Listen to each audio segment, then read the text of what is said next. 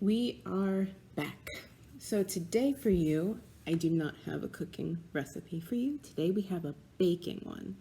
This is one I really like to do. This is a German apple cake. So I'm gonna go through with you guys the ingredients that you need. This version that I'm doing actually is low sugar friendly. So I'm using a Splenda mix. With different types of sugars, it is going to come out a little different. So with regular sugar, you might find it caramelizes a little bit better. And then with the Splenda, it may not because it's a bit more powdery. So I'm going to show you guys the difference between like the Splenda sugar and the regular sugar. So you guys get an idea. So when you use regular sugar, it may look a little different. It may taste a little, it's definitely going to taste different. But it's even gonna, the way that it holds together is going to be a little different. So just keep that in mind. The way it looks for me may look different for you if you're using regular sugar. Okay?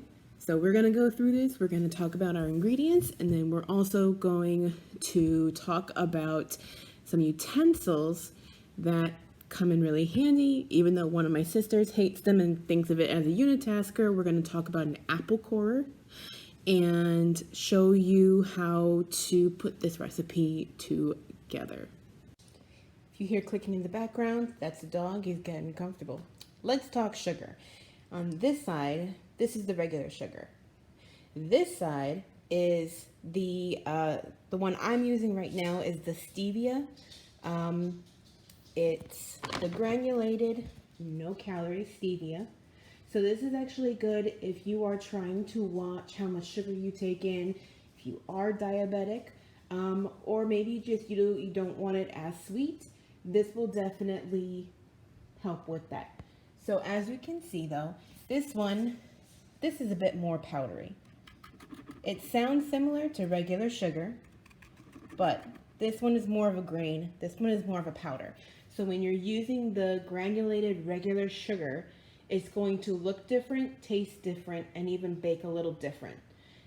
So don't be worried if it looks different than mine that I'm making today, because I am going to be using the stevia version.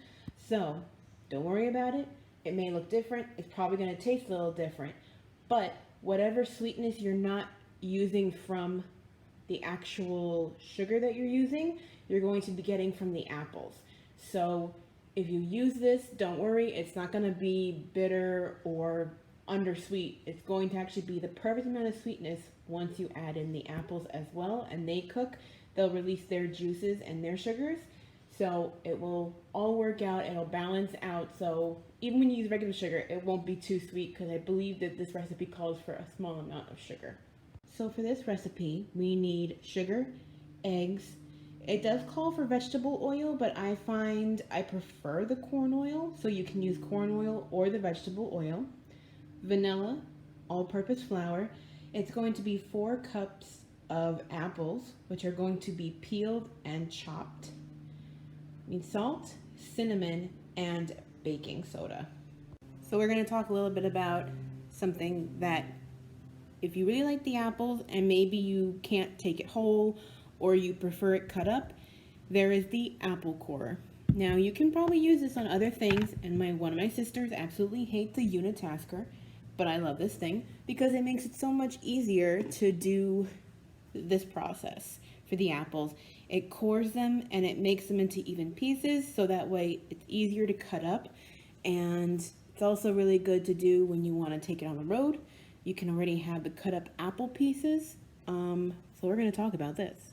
If you've never seen one, I literally got this one at a dollar store, so you don't have to spend a lot of money on it. This I love. It's easy to clean, but it makes it so much easier to cut up the apples. It's definitely something I found was good to invest in. You don't want to, you don't have to. I'm actually going to show you guys how to do the apple without the corer and with, so you have an idea of what's the best way to cut the apple up, depending on if you have it or if you don't, and what you prefer. So for this part of the recipe, we're not using the skins. They're going to be peeled, so I don't wash them. if you are using the apple and it says to leave the peel on, wash it before you use it. This time I'm not using the peel, so I'm just going to take a vegetable peeler, peel straight down, watch your fingers, watch your hands, go slow, be careful. We're going to do this with, I find to get the 4 cups, you need at least 4 to 5 apples. Depends on the size. If you're going to use a larger apple, you might even need less. But if you're going to use smaller apples, I would recommend using anywhere from 4 to 5, just so you have enough. Because once you take the skin off, you cut them up, you take out the core, you're going to find you have a lot less than you thought. So, if you can keep it connected, go for it. If you can't, then that's okay too. We're just going to peel the apple. We're not going to use the skins in this recipe. If you find a different version that does call for the skin, let me know. But I've found it that mostly they say don't use the skin, because I think the skins, depending on the apples that you are using, they can become a little tough. So for most of these, they do recommend really good baking ones. This actually is a Gala apple. Not my preferred for baking, but we have to do what we have to do. And that's my mother texting me. But what you can use that's really good for baking are the Granny Smith. So these are the green ones. These bake really, really well. The Red Delicious also bake really well. The Galas will do well, but as a main source, they're not as sweet. So if you want to go for a sweeter cake, the Granny Smith and Red Delicious are better. Okay, I have 2 apples peeled. One is the Granny Smith, one is the Gala. You could take the stems off if they can come off. If not, that's okay. We're going to get rid of it anyway. So, let's talk about our core. I don't know if you can see it. So, these are all sharp. So just be careful when using this and washing this. The bottom parts are sharp, okay? So don't put your fingers there. All right, so if your apple seems to be a little off balance, you can always cut the bottom off a little bit to make it a little bit more balanced. This one seems to be pretty okay. So we're gonna line it up. I'm just gonna make a mark with the middle part. So we're gonna line it up. We're gonna line it up. I don't know if you guys can see it, but there's little markings already on there, okay? So it's gonna take this part out. So let's do that. Line it back up. If you can't reline it, it's okay. So we're gonna make sure it's on rubber parts. That's where your hand should go. Not here, not underneath, because that part is sharp. Here, and you're gonna push down. It may be a little slow going, it may be a little difficult. It may be a little easy. Done. Just like that. So now we have the core of the apple is out. Done. Toss. Now we have our nice even pieces that we can cut up and trim if we need to. That's how to use this. I apologize for any background noise. My house is right by a trail, so if you hear people talking on bikes, that is them. So now, big enough knife. We're going to take this apple and I'm going to show you how to cut it up. Okay? First things first, we're going to cut this in half. Doesn't have to be perfect. Don't worry about that. It's better to do it this way because then you have a flat surface to lay it on. You don't want to leave it on the rounded edge because then it's going to run away from you when you're trying to cut. We're going to leave it like this. We're going to cut it in half. Again, watch your hands, watch your fingers, always on top of the knife, not underneath, sharp part. So now we have it where you can see where the core is. All right, so now what we're going to do, we're going to take this part right here and we're going to try and line it up and cut out the core. Watch your fingers, keep it far enough behind the apple. Now you have that part out. You may still have to trim a little bit because there is some parts there that can stay a little bit, but we can do that after we finished cutting it up.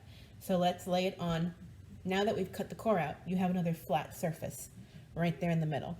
You can put it down, cut it up, and you'll have similar sizing to what we get from the core. So you can still get the same size when you use the knife. So we don't want any peels on the pieces. You have a little bit there. So what you can do is just take your knife, trim them off. Make sure you keep most of the apple, because we need 4 cups. So if you still have some of the core in the center, what you do is we'll just line it up and just give it a small trim. Take out that part that's there. It's so hard to see with the sun right now. Right there. Take that out. There you go. You have the piece still left. No worries. Trim it up. So I've had these apples for a little while. They have a few brown spots here and there. You can see them. If they look a little bad, what you can do is at the very top of your vegetable peeler, there's that little notch. You line it up with the bad spot, twist, pull it out. There you go. Now you can clean up your apple however you need to. Get rid of any brown spots that might be there. If it's been hanging around for a little while, just clean that up a little bit, and it's still usable. So don't throw it away. You can still use this. So we have the apples. They're all peeled, cored, cleaned up. So now what we're going to do is we're going to cut them up. I like to try and cut them up as evenly as I can in size, just because if you make them too many different sizes, some are thicker, some are bigger, they're going to cook differently. So you may get pieces of apple that are kind of raw. If you like it a little crunchier, you probably could do it that way and make them bigger pieces, so that way they don't cook as well and become as soft. But if you're going for an even cooking, try and make them the same size. I cut them down the middle so you can get 2 pieces and then cut those up into smaller pieces. So this is going to give us about 4 cups. I tend not to measure it so much, only because this does give you a lot of apples. So, I mean, if you want to go a little bit over 4, try it, let me know. I've never done too much over 4 actually, so it may add too much liquid to your baking. So just be prepared for the cake to be a little thin, or maybe a bit more crumbly, so it may not hold together as well. Just when doing this, watch your fingers, cut in half, cut into small pieces, and we're going to do that till we get all the apples cut up. If you wanted to, while doing this, if you don't want your apples to become oxidized and go brown, what you can do is put them in some lemon juice. So this way, lemon juice prevents them from going brown and becoming oxidized. If you prefer them to look fresh, you can. I don't mind them going a little bit brown. I don't think it changes the flavor in any way. So if you prefer them to look a certain way before you do this, or it's going to be a while before you can get to the main part of it, then you can definitely put them in some lemon juice. I just wouldn't recommend adding the lemon juice later, because one, you're adding a whole different liquid, but then also you're adding a bit of a tartness that I don't know whether or not it would go. So you can use the lemon juice just to keep them looking fresher and without going brown. Don't mind the background noise. That is just one of the broken sprinklers watering the fence. So certain ingredients, when they're bad, it screws up the whole thing. So the first part that we're going to be doing is the eggs and the oil. Now, to make sure that your egg is not bad, that it doesn't have blood, or that you don't get any shell in there, I prefer to crack it into a smaller bowl first. This way you get a look at it, see, okay. Plus, you also have to look out for twinsies. There's a possibility that you might get one. You might have to work around with that, because now you have an extra yolk. So we do one into the bowl. That one's good. That one can go in. Next one, make sure you take out the other egg before you add the next one, just in case if it is bad, you're able to change it up. Both look good, both go in. So always double check your eggs, because if they go in and they're bad, that's the recipe. It's gone. The whole thing is gone. You gotta restart. And then we're gonna do a 3/4 cup of vegetable oil. I prefer the corn oil. If you prefer the vegetable oil, use the vegetable oil. I have used vegetable oil. I don't think it makes a difference in taste whether you use the corn or the vegetable. This is new. Trying to get the lid off. There it is. So we're gonna do this. Yes, I'm using a stand mixer. If you have a hand mixer, you can use it. I do find by hand it does come out a little tougher. So if you can use either a standing mixer or a hand mixer, it incorporates more air. It makes it a little bit fluffier. So we're gonna do 3/4 cup of oil.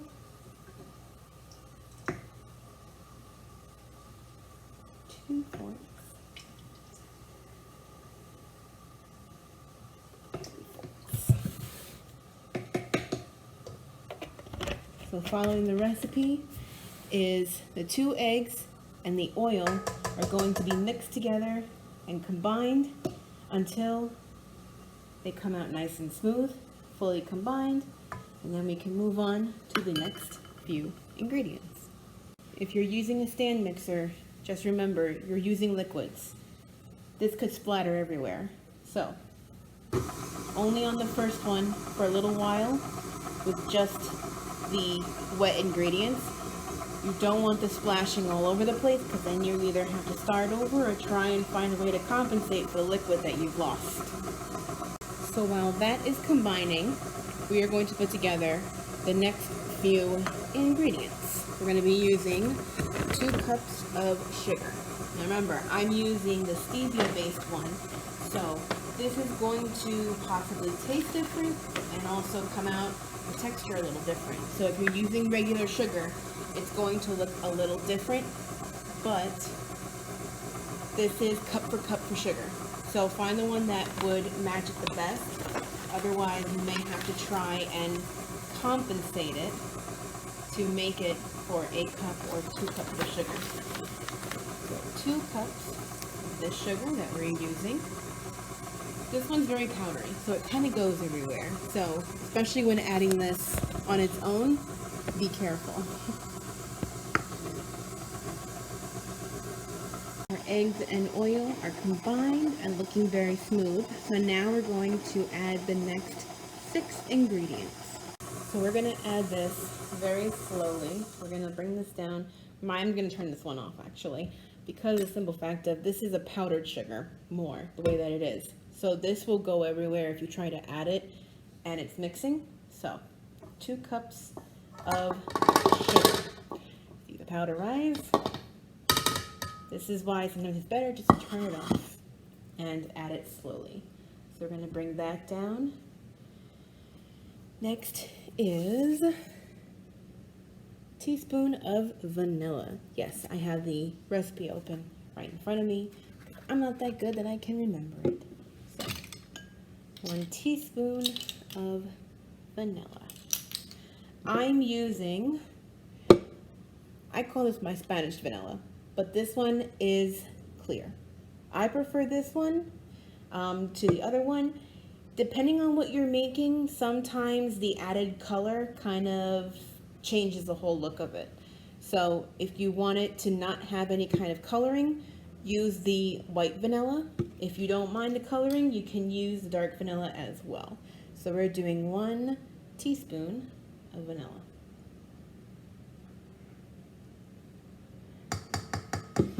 That goes in.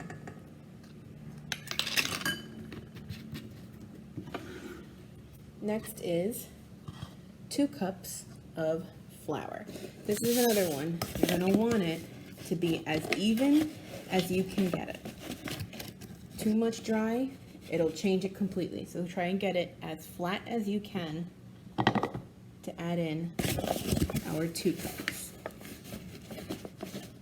I sometimes use the side of the bag to help me get it as flat as I can. So now we have our 2 cups of flour. This is also going to go in while this is off. What I'm going to do at this point is I'm going to slowly let this start to combine while we get the other wet together. Don't be surprised if there's a little bit of powder that pops up, but let's do it on a slow, just a stir, level 1. Don't go too fast, otherwise then you will lose a lot of ingredients and a big puff of smoke. Next is 2 teaspoons of vanilla. Not vanilla, this is cinnamon. This one, I don't mind if I go a little over because I like the taste of the apples and the cinnamon. So now we're going to do a teaspoon of baking soda. Wipe off your teaspoon in between. You don't want to have cinnamon in your baking soda for other things. This is going to be one of your leavening agents. Half a teaspoon of salt. Salt is always good to use in recipes like this because when you have the sweetness, the salt will actually help boost that, add a nice flavoring, and help it blend all together. So we're going to use that. So it's looking a little crumbly, but don't worry, let it keep mixing together and it'll work itself out. So the last part, the last ingredient that makes this an apple cake are the apples. So we're going to slowly introduce our 4 cups of apple. We're still going on a slow rate just because we don't want everything flinging out. It is a little crumbly. We're going to lower that a little bit. So as the apples are added, they're adding their own sort of liquid. And mine is not wanting to cooperate today because you are just mixing on high all the time. Don't put your hands inside the mixer, but on the outside is fine. So we're going to turn that off. I lost some apple pieces. We're going to finish adding our apples into here. And we're going to keep on a slow level, but we're going to also keep our hands around it so that way we don't lose any apple pieces. Don't put your hands inside, but on the top is fine. Don't put your hands where the mixing is actually happening. If you lose a few pieces, that's okay. We can always add them back in later.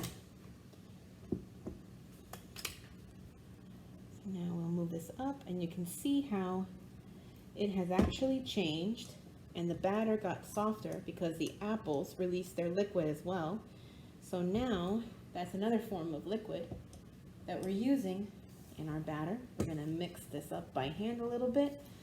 I'm going to let this sit, and we're going to start prepping our muffin tins. You can either do it as a full cake if you want, but this time I'm trying something a little different, and I'm making it as a muffin tin. In the muffin tin, I should say, as a muffin. So we're going to try something a little different today, see how it turns out. Okay, if you're doing this by cake, you're going to have to grease your pan. Whatever pan you're using, grease it up. I am using a muffin tin. So we're going to go in, we're going to spray each one. Make sure you get the side, the bottom, everywhere. So this way it will make it easier for them to pop out. Plus that also helps them cook. So just going to make sure that everybody got everywhere, because we want these to come out nice. So we're going to make sure our paddle is completely scraped down with everything that we can get off. We want even amount of batter to apples. Sometimes you can even let this sit and rest a little bit, and the apples will continue to let out more liquid, and then it'll change the batter a little bit more. You'll become a little thinner. Put that off to the side. So now we're going to take this out, and as you guys saw before, it was a bit crumbly, but now I'll show you guys in a second. What we have now is definitely more of a batter. It's It's not as crumbly, it's more put together, and that's what you have. That's why the apples help. So don't add too much liquid, because otherwise then this may be too thin. So what we're going to try and do, make sure your hands are clean, and scoop out a small amount. Try to make it as even as you can, just so it'll all bake even. You can kind of push it together. We're going to plop that in. Don't put too much in here because this is going to rise a little bit. So it's okay if it's a little flatter, but you don't want it to be too much of anything in there, because then it'll go over the edges, it'll burn, not tasty. So we're going to try and make these as even as we can. If some are a little bit more than others, that's okay. We can always go back later, add a little bit more to the batter or our apples. And we're just going to push them down slightly, just so they fill the tin a bit more. Now when using the muffin tins, you're going to get several batches out of this. So don't try to fill up the whole tin on the first try. You want to have so we can make more. But if you're using this as a cake, the whole batter goes in greased 9x13 pan. I like to even it out too when I put it inside of a baking dish, so that way everybody gets spread around, and so there's no major groupings of apple anywhere. So we're just going to keep putting everybody in.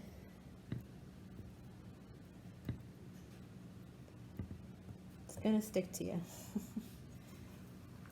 but that's okay. So we're going to get a nice size, plop it in, push it down a little bit. So we can always go back to make them a little bit more even if we need to, or if you don't mind them being slightly different size here and there, that's fine too. You can leave it so that maybe you get some that's a little bit less, some that's a little bit more, however you would like to do it at this point. This is what we're going for. Shove those down. Make sure we have enough cake batter in each one. Everything is nicely coated. We have some that are a little bit lower. Can add a little bit more into there, flatten it out.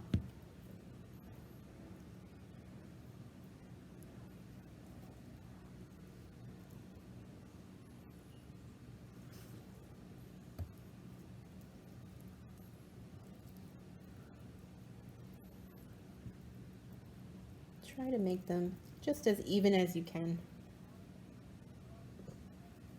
If they're a little off here and there, that's also fine. And we're just going to try and make them as nice and even as we can.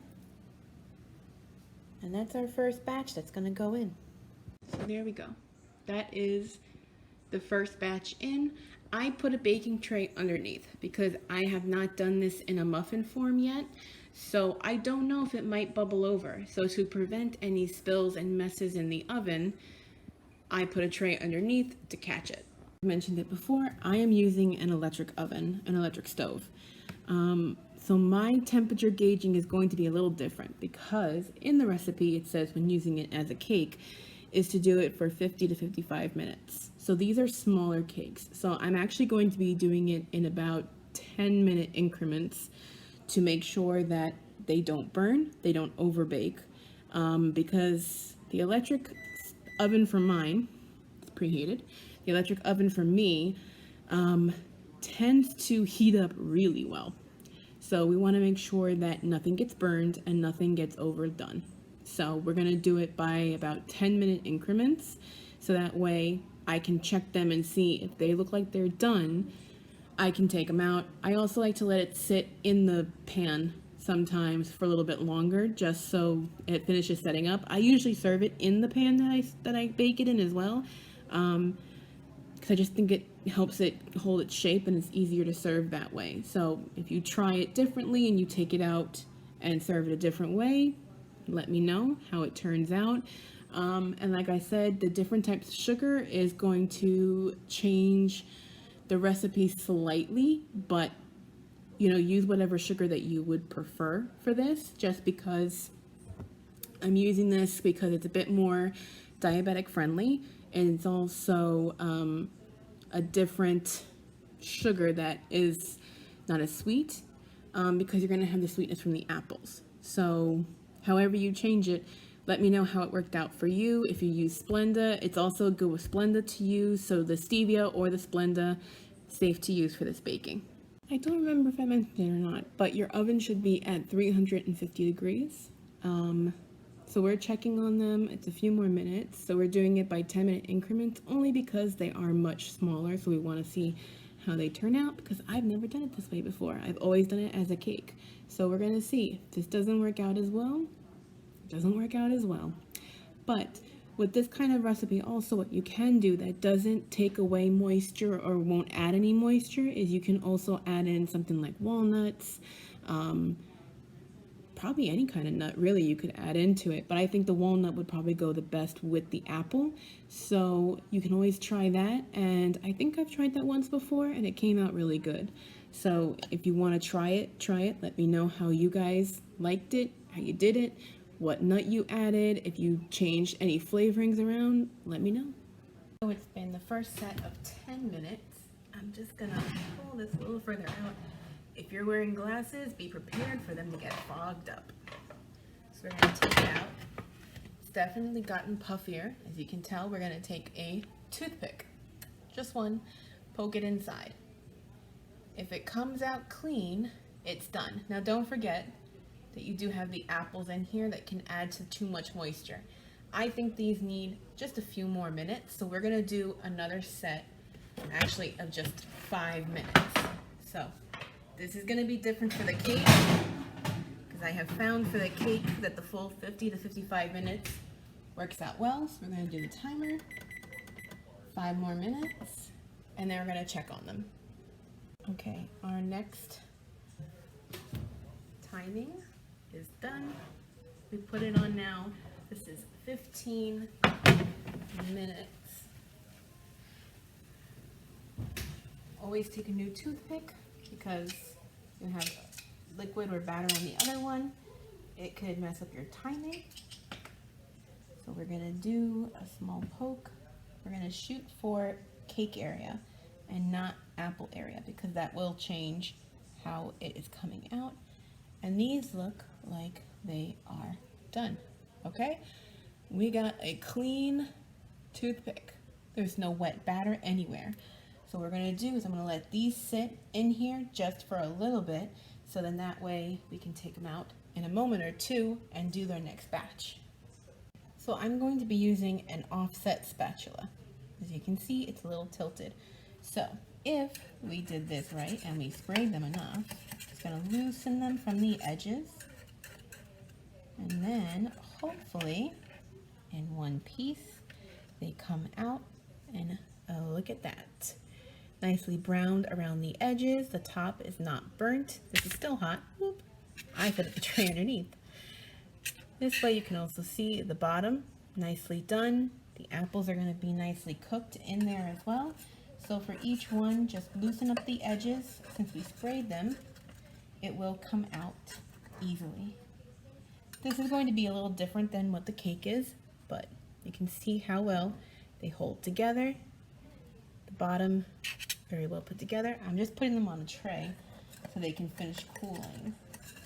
If you're going to be touching the tray, even at this point, use a pot holder, because everything is still going to be very hot. So I'm going to keep doing that. For all of these, go all the way around, loosen them up. If apple pieces come off, that's okay. That's for the chef. Loosen up all the sides, and then pop underneath, pull it out. Just like that. These are gonna cool, and I'm gonna get the next batch in and do it again for 15 minutes, for the whole 15 minutes this time around.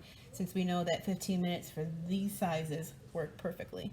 So now we're gonna get ready to do our next batch.